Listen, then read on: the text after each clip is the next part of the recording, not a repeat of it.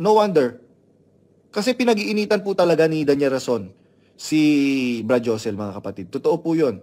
Natatandaan nyo po, nung pandemic, 2021 yata, or 2022. Basta, during the latter days of pandemic, nagpasalamat po si Brad Josel. Meron po siyang sariling parang documentary na ginawa para sa kanyang pasasalamat. Ang highlighted po doon, nagpapasalamat po siya sa Diyos dahil nakilala niya si Brad Eli tsaka si Brad Daniel. Alam niyo po, kinabukasan, sabi po ni Brad doon, kapulong, Mami, napakinggan mo ba yung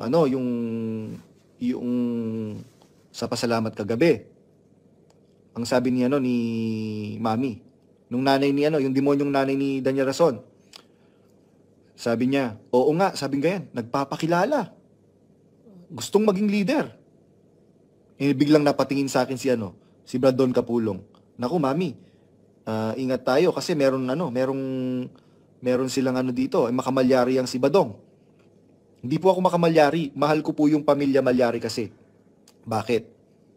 Dahil kung papaano ko po nakita yung bahay nila sa San Simon, nung maanib ako hanggang ngayon, ganun pa rin, unfinished.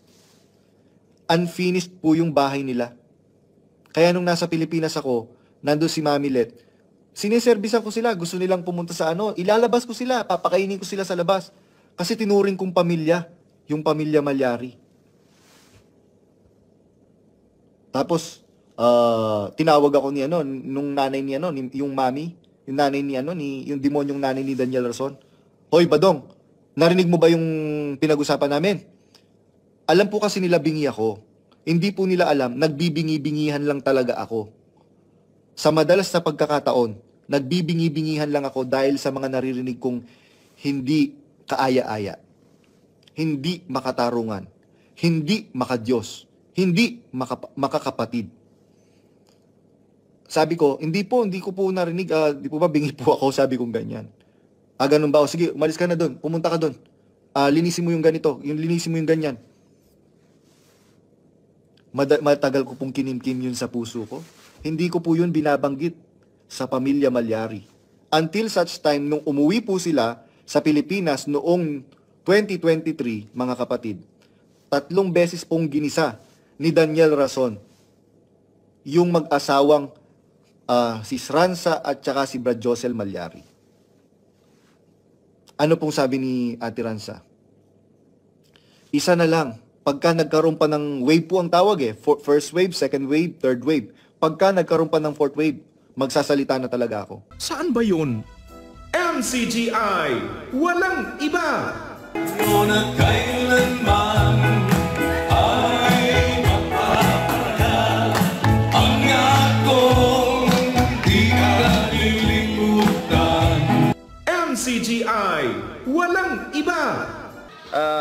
In case you are wondering po, baka po nagtataka kayo kung anong vitamins ang ginagamit namin para sa mga manok namin. Ito po, ipapakita ko po sa inyo.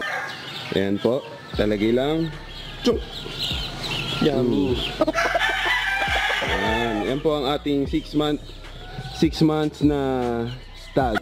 MCGI, walang iba. I just went here from the Philippines for this concert. How much you spent, you think, on everything the Eras Tour?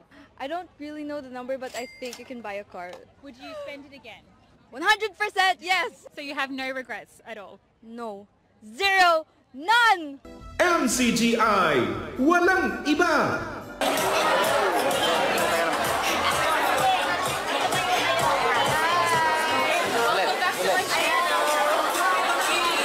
MCGI, walang iba.